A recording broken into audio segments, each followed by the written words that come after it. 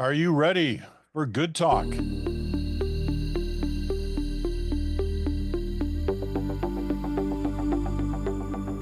hello there, Peter Mansbridge here with Chantal Bear and Bruce Anderson. It has been another eventful week on a number of fronts. So there's lots to talk about, and we're going to get right at it. But first of all, Bruce has something to say. Take it away, Mr. Anderson. All right, thank you, Peter. I wanted to, as you and I and Chantal have discussed over the 45 or so years that I've been hanging around politics, from time to time, I've been involved in supporting people in politics. Not always, but people like Brian Mulroney, Joe Clark, Jean Charest, Paul Martin. And then there's stretches where I've not been involved and just enjoyed observing it and commenting on it. But I think now is going to be one of those times where I'm going to be involved. And so it's going to have an implication in terms of the conversations that we have every Friday, in particular, meaning that I won't be part of these conversations because I think the right thing for me to do is not bring even a kind of a what I think of as a soft partisanship into this conversation. Has never really been about that. But I've come to know Mark Carney quite well over the last couple of years. He's a good friend of mine. I admire and appreciate his desire, his willingness to put his name forward and run for office. And so I'm not going to have a formal role in his political campaign or anything like that, but I am going to be supporting him. And I just felt like I didn't want our conversations. I so value them, and I think the audience values them to feel compromised by that. I'll be an active listener of Good Talk for the period of time, however long it is that I'm not part of it, and I'll definitely miss every Friday morning having a chat with you and Chantal. We've been doing this together for years, and it's one of the best things that I've ever had a chance to be involved in around politics. But I'm going to try and be a rational and reasonable partisan, and we'll have a conversation, Peter, you and I, and uh, maybe you'll talk about that a little bit later on. We'll do some version of a conversation about politics, but and I'll try to stay close to you guys throughout this process.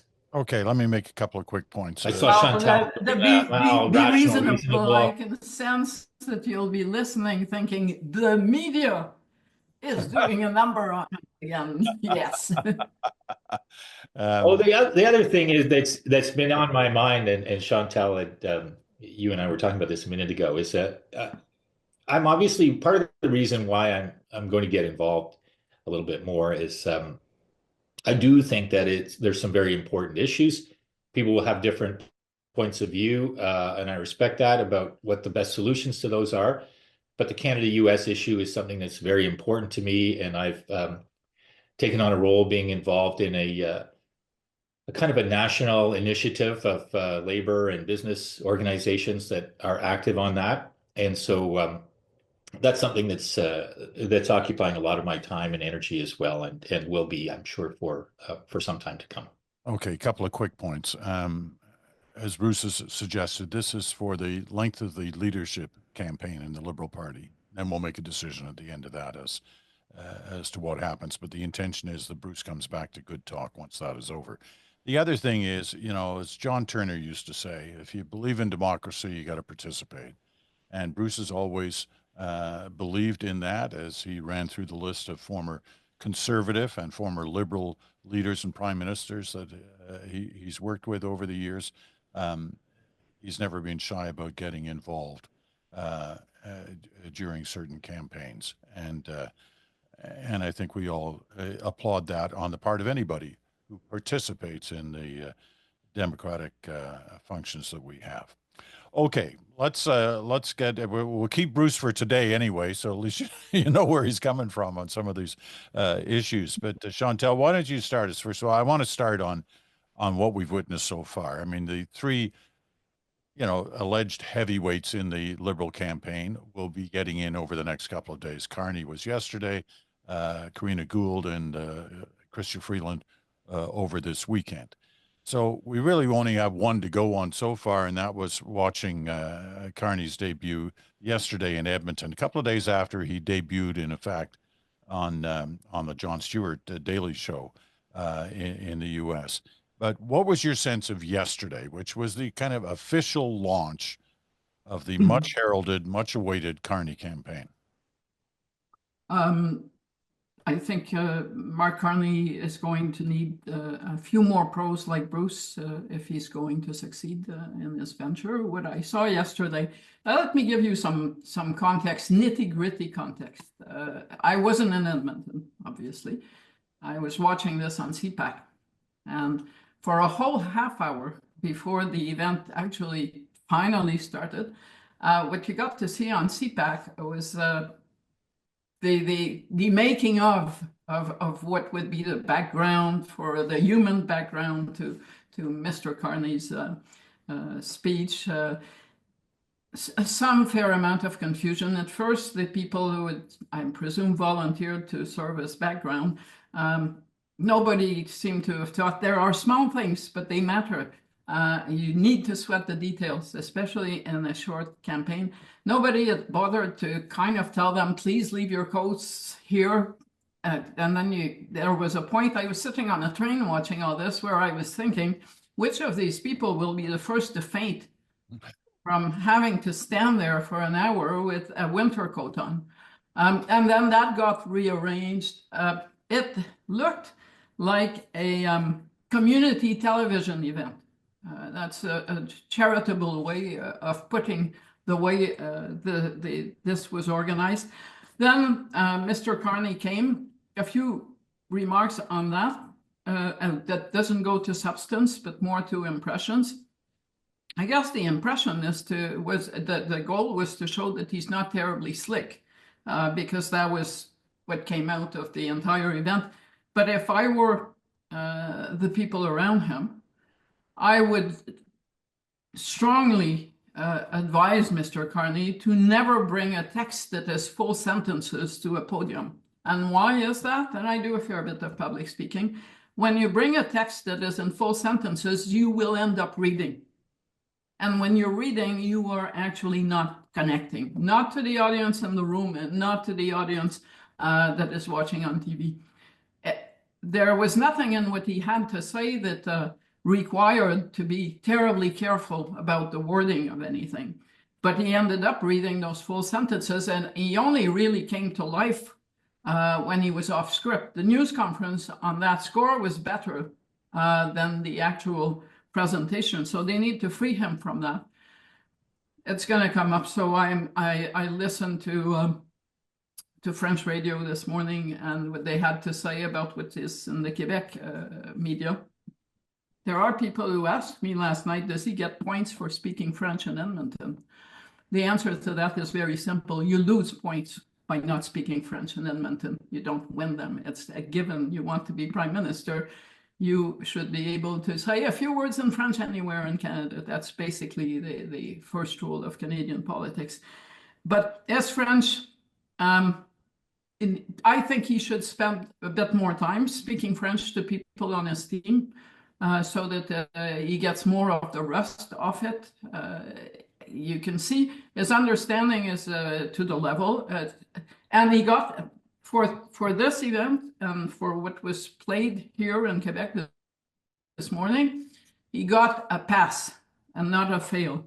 But he didn't get a B plus or an A in any way, shape, or form. And he's going to have to work on his capacity to answer clearly in French, because some of the answers yesterday, and journalists were asking them, were difficult to follow.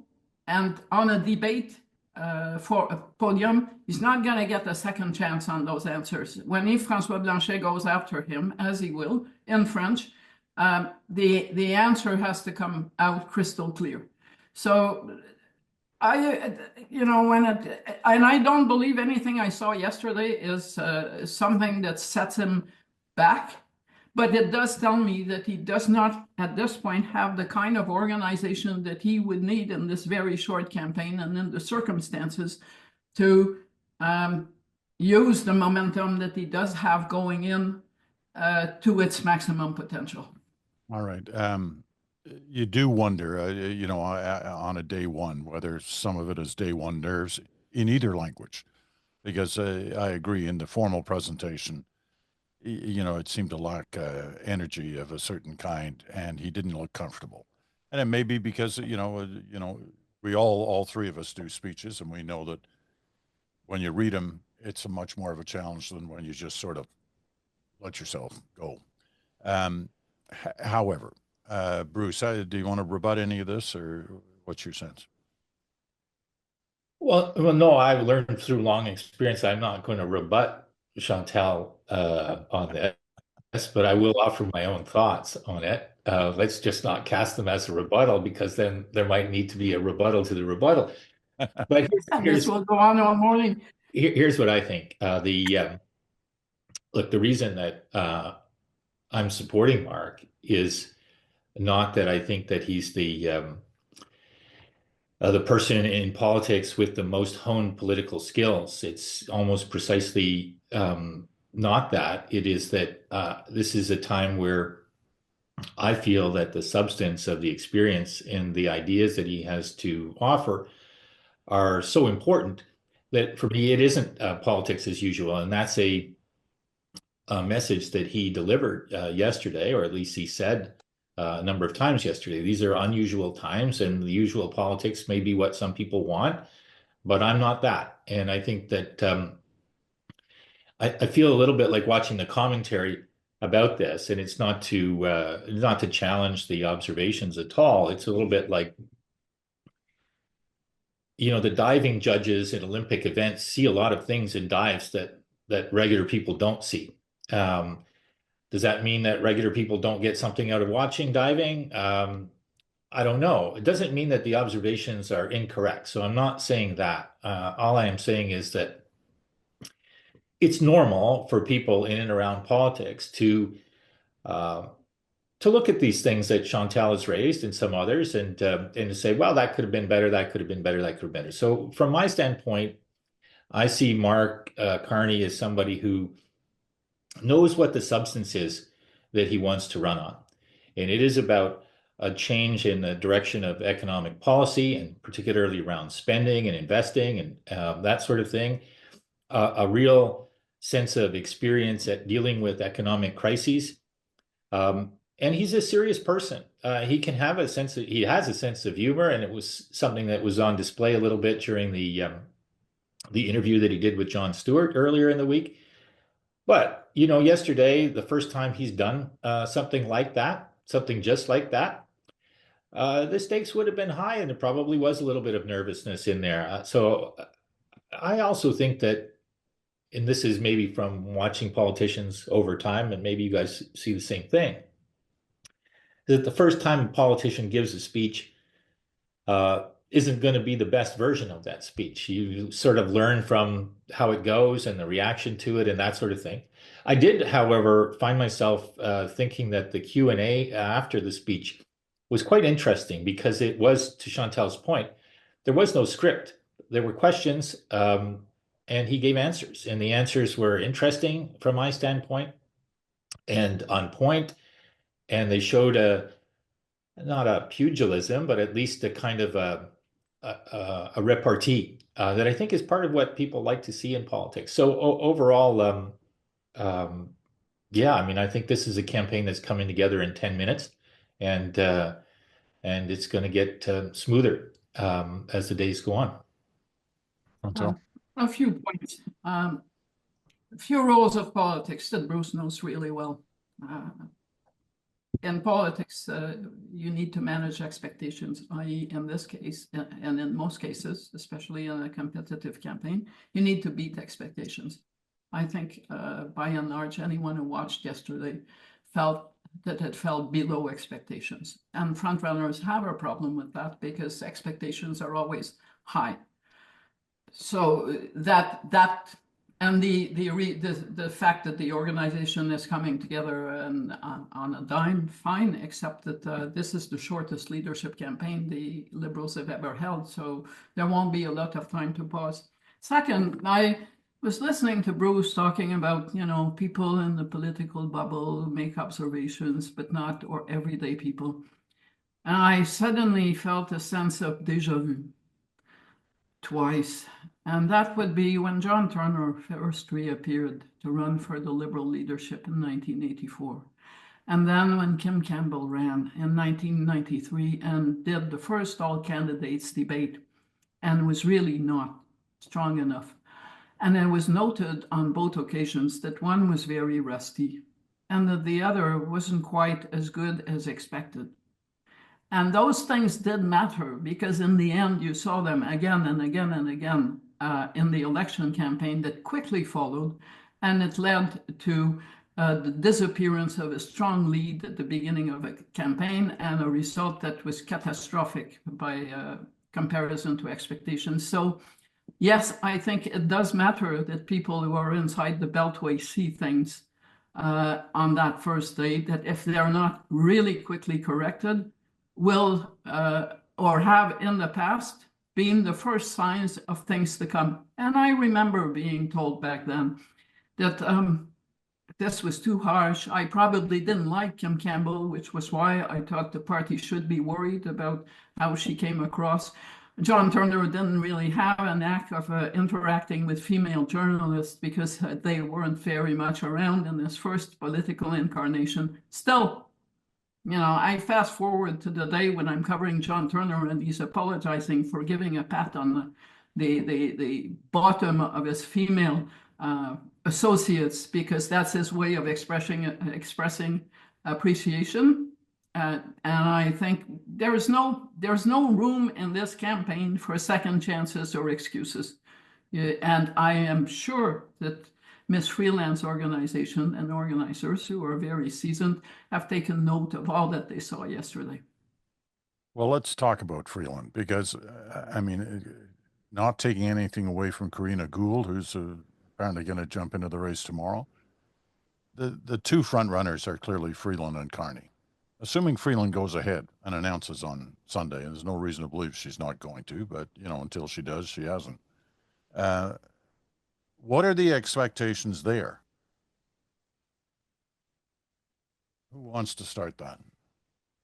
I would say if Miss Freeland was having second thoughts, or if she is, I think yesterday's Carney event probably encouraged her to persist in running rather than the opposite.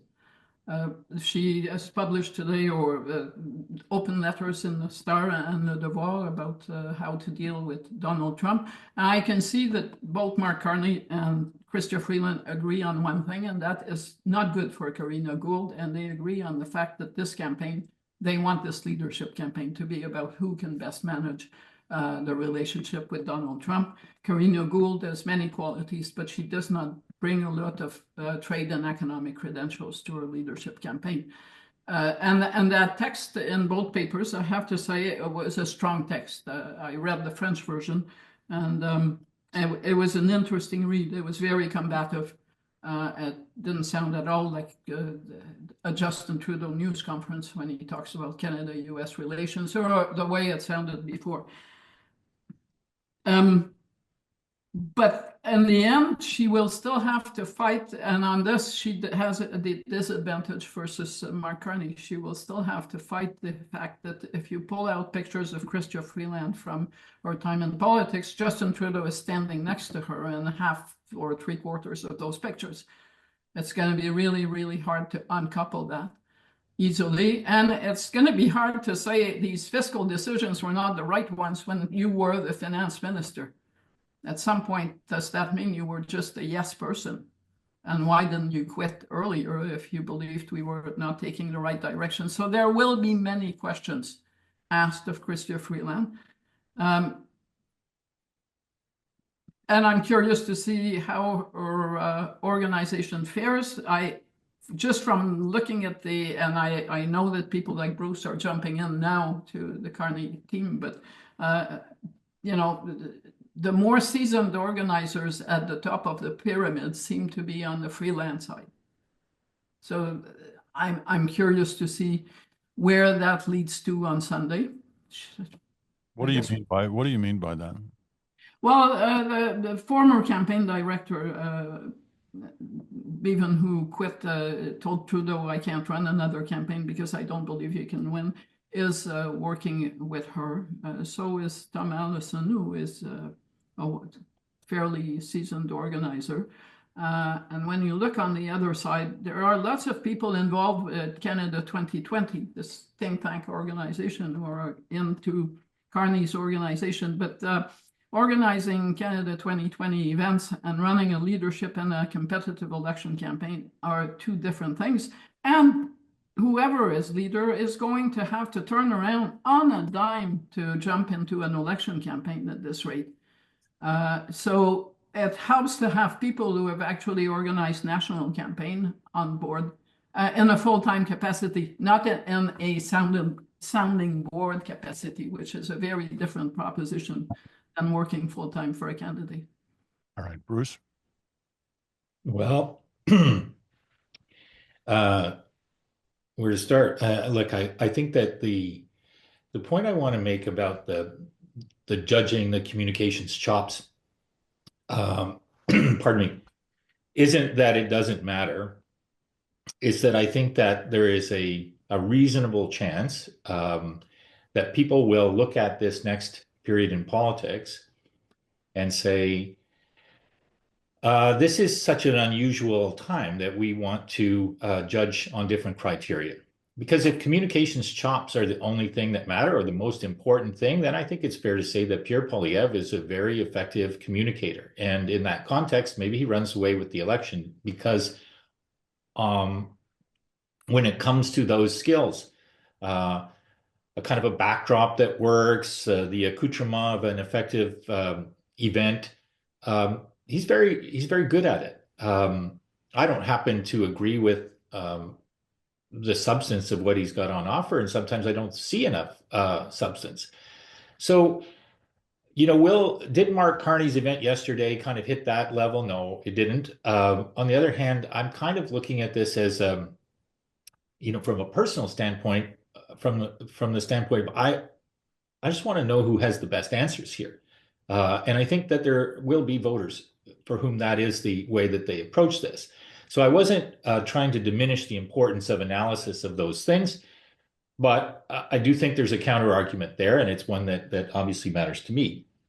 When it comes to Chrystia Freeland, I do think Chantal's point is expectations have always been a crucial part of how regular campaigns and regular politicians get evaluated. And the expectations for Chrystia Freeland are she's not very good as a political communicator. She's a smart person. She's a likable person. She's got a huge wealth of knowledge. And she's done things as a member of a cabinet that have developed an understanding of how to make government work. So she brings a lot to the race. The thing I think she does not bring is a convincing argument that she can win the hearts and minds of Canadians. Not just because her communication skills aren't everything that she would want them to be, but maybe more particularly because if people are looking for a change in policy direction, it's going to be hard for her to deliver that sense of change. Not only was she standing beside Justin Trudeau, she was doing the things that Justin Trudeau and she presumably agreed should be done. So maybe she'll defend those things, but defending those things is not delivering a message of change. It's delivering a message of continuity. This will be, if she's elected, might feel to some people like Justin Trudeau's fourth term. If I were thinking from the standpoint of what the Liberal Party needs, I don't think they need a campaign that feels like that. The second thing that I think is a question mark for her is she had an effective role in the first round of Trump versus Canada. But will she be the best person to deal with this second round? Trump has made some comments about her. That doesn't necessarily matter. But I think that people who are looking at this might just evaluate Mark Carney and Chrystia Freeland on the basis of who do I think has the best skill set, knowledge, kind of fresh perspective to tackle that challenge. And I think that if she's going to beat him on that criteria, she's going to have some work to do because he's pretty effective at thinking about it and talking about it. And the last point I would make is I was a little bit surprised by Chantal's comments about organizers, and I guess we'll see in time what the evidence is about the organizational strengths of the different campaigns. But it's probably a little too early to conclude. But that is not my perception as to where organizers are. Okay, This, we got to take a break, Chantal, because we're well past our first segment point. So let We're me. having fun. We can always come back to this. Yes. Be right back after this.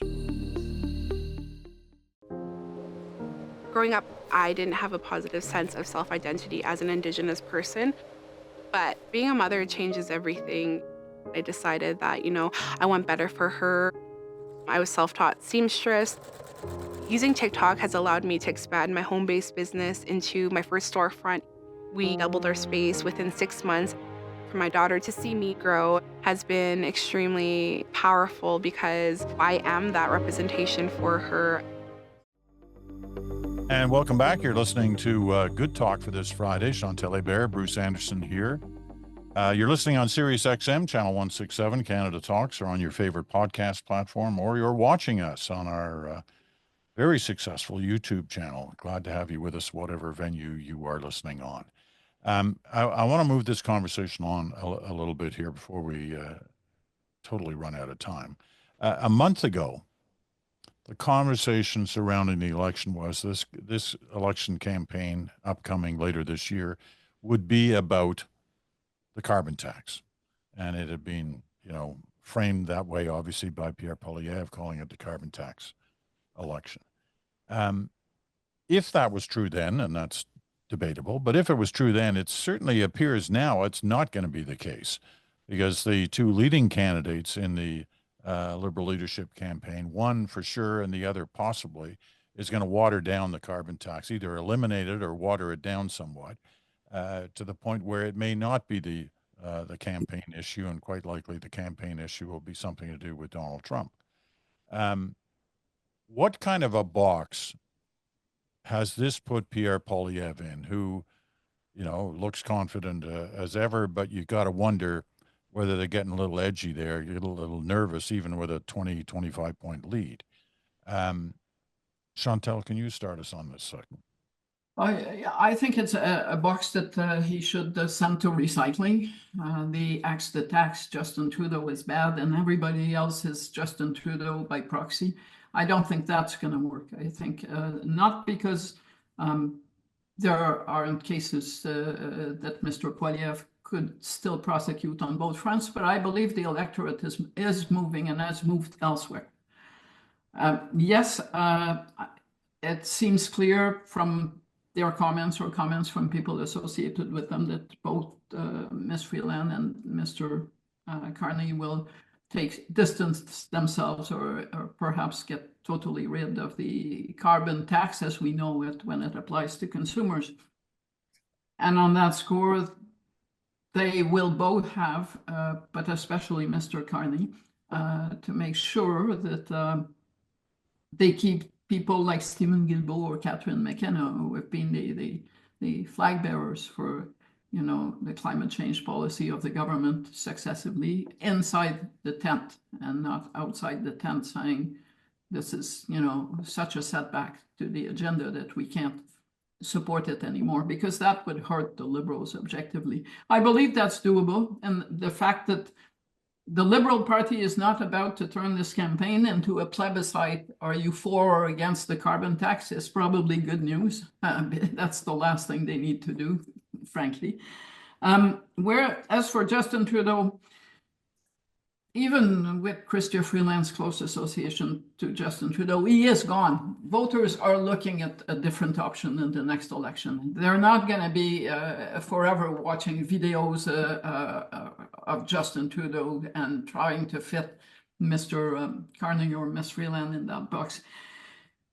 The problem for Pierre Poilievre is not that he can't shift easily, but it is that he has to find a way to both be the official opposition leader and be in sync with the mood. And the mood is also shifted to, we would like to see our political class all pulling together in the face of Donald Trump, which makes it a lot harder to go after whatever the government is doing, especially when the government is now secured cover from all non-liberal premiers but one for its actions or its possible actions in response to whatever Donald Trump throws the way of the government. So if you're the man who wants to be prime minister, you cannot be, doing the friendly fire exercise and shooting in the back of the people who are fighting on the front line by virtue of where they are. That is in government.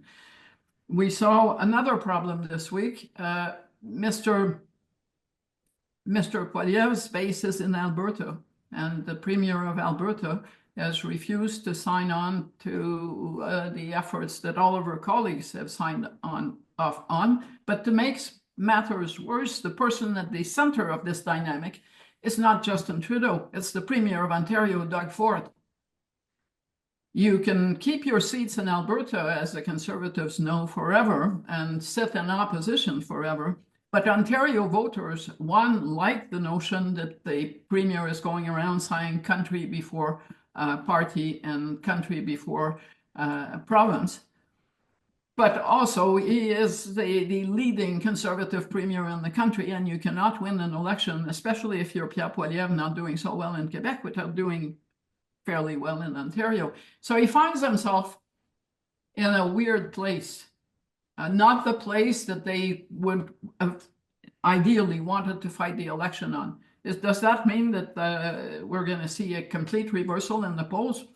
I don't think so, but we could see a tightening up in the polls, and then it will become even more incumbent, I think, on Mr. Poilievre to not only find a way to tweak his rhetoric in a way that sounds more constructive, but also to start showcasing people in his team that would make the team that would replace the current one. Because at this point, I don't think most Canadians know who would be his finance minister, for instance. Who's the leading person in caucus, except for Poilievre, who Canadians can look to say, this is, a strong person to help with these efforts. Those people may exist, but they're not being showcased in any way, shape, or form at this point. Bruce. Yeah, the Conservative Party, I think, is a very, very well-funded, very well-organized political juggernaut by any reasonable observation, and it has only become stronger over the last number of years. I think that its ability to raise money, its ability to organize events, its ability to have a particular focus has been a bit of a masterclass for other political participants. It's not to say that there aren't some problems that they run into from time to time. Everybody does. Politics is kind of built to find bumps in the road. But it's a very effective machine, and it has, I think, had developed a pretty clear view as to what the ballot questions might be: cost of living, Justin Trudeau, carbon tax. And for a while, it was Pierre for PM. Now, I've noticed that Pierre for PM doesn't seem to be as high on the hit list of things that Conservatives are talking about. I'm sure that it's still very high on Mr. Poilievre's list of favorite themes, but it does feel like they've been focused pretty extensively on axe the tax, the cost of living, and Justin Trudeau. I don't like Chantal, even if Chrystia Freeland and Mark Carney weren't, it appears, likely to propose an alternative to the consumer carbon tax. I still don't think this would be an election where most people would go, it's going to be about the carbon tax for me. And Peter, I'm glad I'm taking my leave of this show, because I know that just saying that will produce a mountain of comments on social media from people who don't think that climate change is that big a problem or the carbon tax is a good idea. But my view on the carbon tax policy is it has always been clear that about 75 or more, maybe 80%, depending on the question, of Canadians want to see some action. They want to see some policies that help fight climate change. Over time, many of those people have said, if there's another way, we'd like to look at it, because we feel anxious about the consumer price impacts of the consumer carbon tax.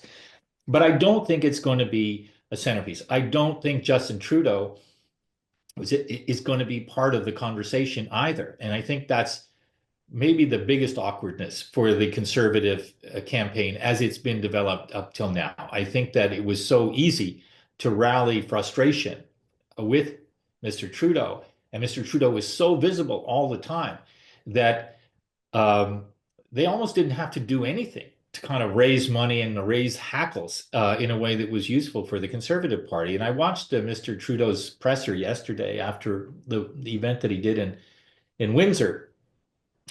And I don't know how most people will feel about it, but it did feel like it was watching something that wasn't particularly relevant to the mood of politics right now, even though obviously it's very relevant to the Canada-US conversation.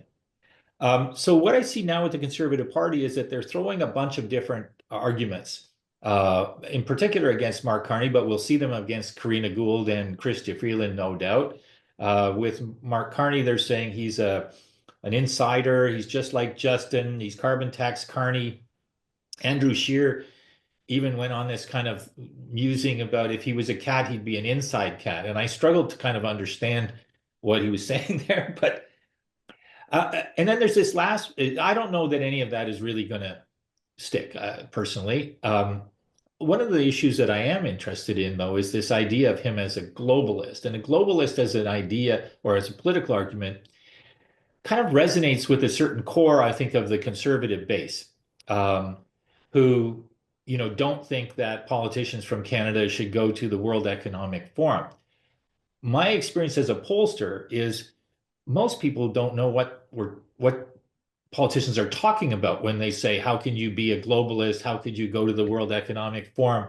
That is not a conversation that a lot of regular voters have been involved in. And if it comes down to a question of whether or not Canada should engage with the rest of the world, go to meetings around the world to talk about economic issues and trade issues, I think most Canadians will say, well, why wouldn't we do that? Especially in a world that is as disrupted as this one appears to be.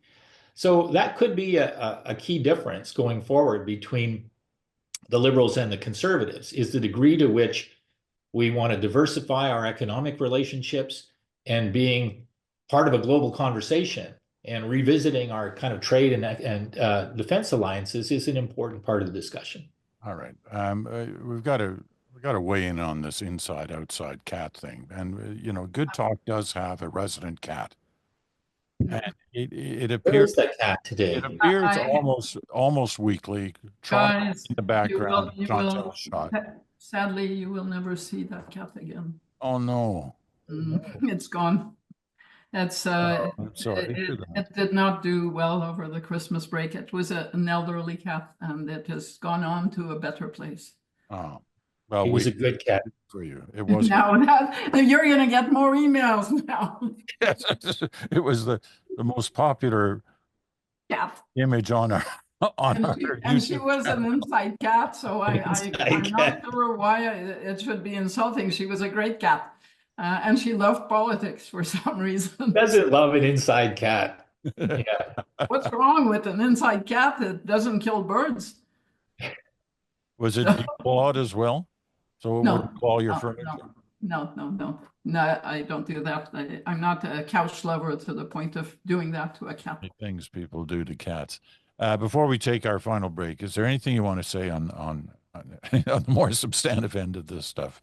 I would like to, after the break, maybe come back to the issue of how Canadians feel about election timing, because there were some really interesting numbers on that this week.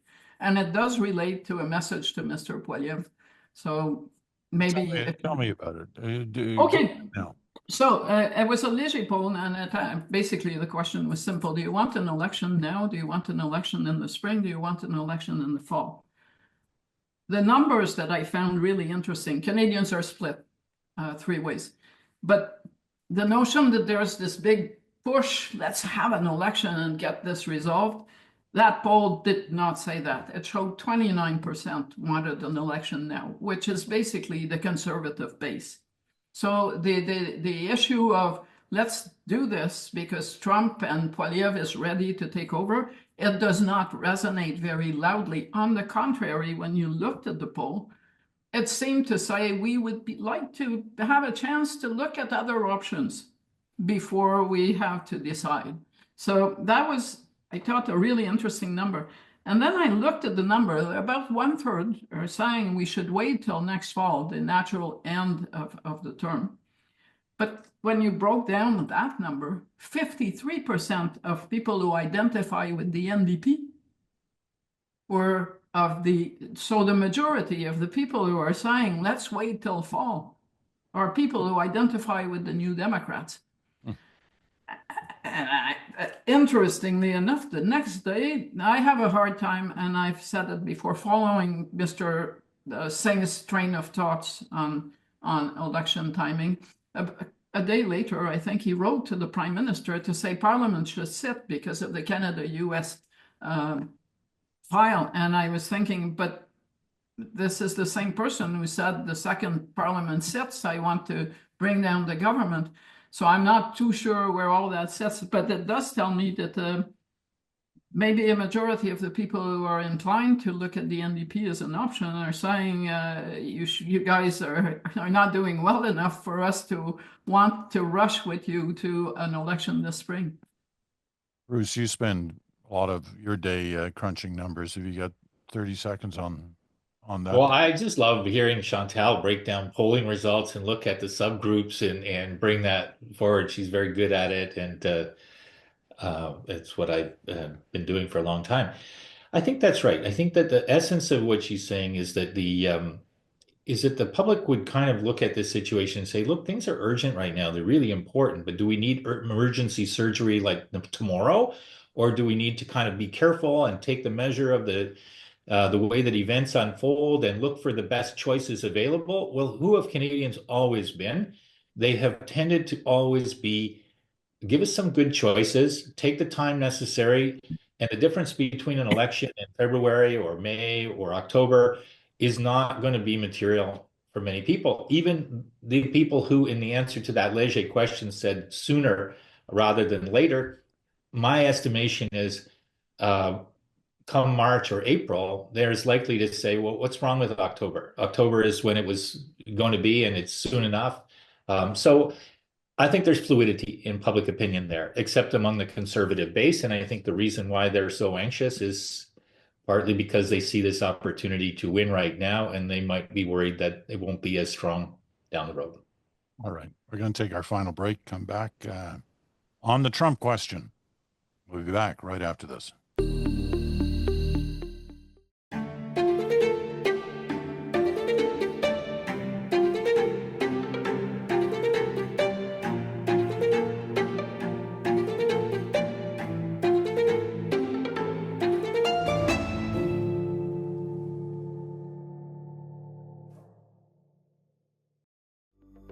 Welcome back. Final segment of Good Talk for this week. Chantal and Bruce are here. I'm Peter Mansbridge.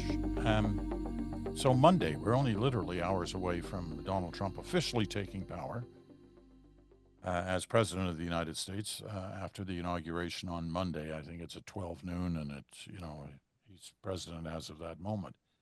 The assumption is, through executive orders or some mechanism, that Trump is going to immediately put into place, among other things, tariffs that he's promised, the 25% tariffs that will impact Canada, Mexico, China. We'll see if he does. Also, supposedly that same day, the Trudeau government, Trudeau's still the prime minister, may have tariffs of their own to use against the United States in some key areas, which will vault this issue to even yet another higher level, if it couldn't be any higher than it is already. Talk to me about Monday and how you think that's going to unfold and the impact that it's going to have. Bruce, you start this round. It's not clear to me. I've just been recalling the first inaugural speech by Donald Trump, and the degree to which it was specific on anything was really limited. It was a very worrying speech about the world and the impact on the world, because it was a very dark speech about America. And it turned out to be a reasonable foreshadowing for the kind of government that he ran. And I say that in part because it seemed a bit meandering and shambolic and gloomy and unpredictable. And his government was quite unpredictable.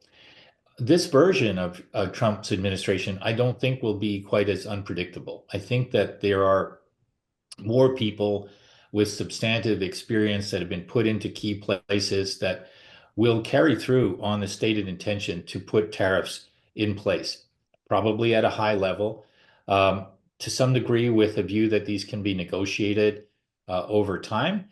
But I think it remains a big question mark how much Donald Trump really does want to expand the territorial footprint of the United States. And so this conversation about 51st state sits alongside the things that he's been saying about Greenland and the Panama Canal as as big a risk, I think, as the tariff conversation, because it signals an intention not just to collect money to put in an external revenue service bank account and show American taxpayers that this is being done. That's a big risk.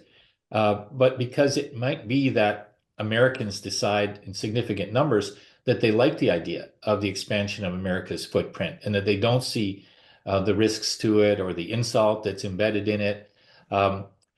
So I'm quite worried about it. I am very much of the view that the more we can see unity on the Canadian side, not kind of show our cards, not necessarily kind of escalate our rhetoric to DEFCON 12 right away. Doesn't mean that we shouldn't push back. It does mean that we should be firm. And beyond that, I just don't know. I mean, I think Monday will be a little bit less detail and a little bit more thematic, but it will be a major event in the life of the relationship between our two countries, I suspect. I think that January 2017 speech was written by Steve Bannon. I don't think he'll be writing this one. So it'll be interesting to compare the two. You're right on that. Chantal, your thought? I'm going to focus on what the Canadian government and the Canadian side has in store or has prepared for on Monday and Tuesday. And it is clear that the government is, the federal government is totally ready to jump into the frame. Justin Trudeau is not going to have one of those days where it says private meetings, no public event. There is a cabinet retreat. Part of the reason for the cabinet retreat is to have everyone on hand Monday and Tuesday to go to the microphones and articulate whatever response may be needed at that point, which is smart. The last thing you need is for the sense that Parliament isn't sitting and who knows, maybe they're all cross-country skiing to bond together in the Gatineau Hills. But he is also appointed, and that was announced yesterday, but it was something that had been a work in progress when Freeland resigned, a list of Canada Trade Council to advise the government and the cabinet on those issues. And it takes people from a variety of venues. So Jean Charest, the former Quebec Premier, is on it, but as is Rachel Notley, the former NDP Premier of Alberta. Brian Tuck, who is an NDP strategist, is also on it, former Premier of Nova Scotia. There's a long list. The former lead negotiator the last time we renegotiated NAFTA. It's an interesting list. And these people certainly have something to contribute to the discussion. They also have ties into different political families or the labor movement, which is also one of the groups represented on this. But the thing I found interesting is there was such a mechanism last time. Rona Ambrose, the former Harper minister who served as interim Conservative leader, was part of that effort. And I looked at the list and I noted that neither Rona Ambrose nor James Moore the former heritage minister, who is also participating in those efforts at another level. They were not on that list. And me, I thought, first, they must have been asked. They probably declined. It was a good idea if they did, because if Pierre Poilievre becomes prime minister, I think most of us would like to think that steady hands like those two would be around to advise a Poilievre government on those issues. And by not signing up for this one, they make themselves more available in the case of a change in government. Because at some point, it's one thing to look at polls and say, Pierre Poilievre, this and that. We all know what government change means. It means an upheaval in the senior civil service ranks. It means big changes in the diplomatic ranks. It means people untrained because having never been in government in charge of key portfolios. What you want is for some people to sit out in case they are needed for the next installment, rather than all be in. And I'm not saying that Rona Ambrose and James Moore will be shooting at the government from the sidelines, but I think it's wise for them to have taken a step back on this one. But it does give Justin Trudeau kind of a lot of cover, bipartisan cover. But the biggest person, I've said it before, that provides that cover is the Premier of Ontario. You know, the two of you are painting quite the road ahead here. You're trying to compare it to other times in Canadian history that we've covered, or in some cases even been a part of, seems to fall short. I mean, the number of steps in this road, this path ahead to October, if it runs that long, are quite something. And the possibilities, the forks in the road, boy, they're unseen at this point. It's really unclear as to how this is going to play out. It's a combination of scary and to a degree exciting as well, because I mean, it's going to be a heck of a story to tell, whichever way, however this plays out. Okay, time to thank Bruce for an incredible last 3 or 4 years, and we'll miss him for the next couple of months, but we know he will be back at some point to help us understand those forks in the road that we're about to witness. So Bruce, you take care of yourself, and we'll miss you on Good Talk, but he's going to pop up with, remember the old Smoke, Mirrors, and the Truth? We're going to make that on Tuesdays with Bruce and Fred Delory, a different kind of look at the political situation. We're looking forward to that. And that should start as early as next week. Rob Russo will be sitting in for Bruce, as he's done on many occasions in the past over these next weeks of the Liberal leadership campaign. So thank you, Bruce. You take care of yourself. Yeah, you bet. It's been a lot of fun, and look forward to seeing you again on the other side of this. And I'll be listening into the diving judges' critiques and paying attention to them because they're very worthwhile. And see, he's already in the dark side. He is. That move has been completed, at least in his mind. Take care, you guys. We'll talk to you. Yeah, you bet. Take care, you guys. Bye-bye. Salut.